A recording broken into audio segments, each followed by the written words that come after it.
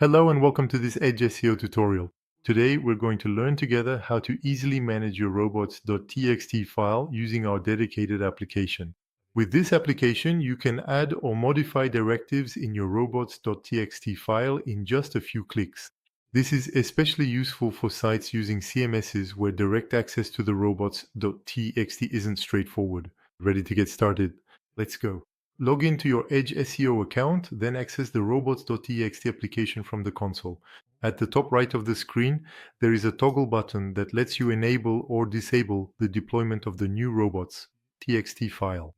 Please note you need to click the Save Your Robots.txt file button for the changes to take effect.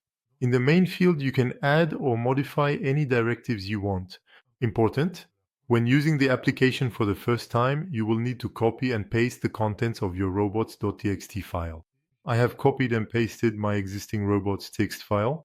I'm going to modify it with a directive to disallow everything because this is a demo site and I don't intend for it to be indexed on Google.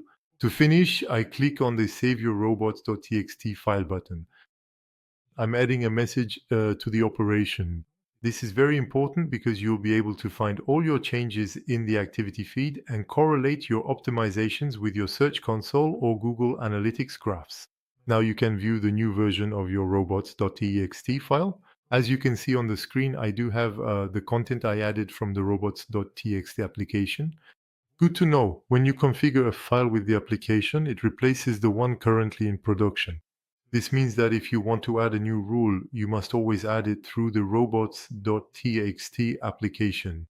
If you want to go back to your original file, you just need to deactivate the robots.txt via the toggle and click the Save Robots.txt file button, as I mentioned at the beginning of the video. And there you have it. You now know how to efficiently manage your robots.txt file with EdgeSEO. See you very soon for a new tutorial.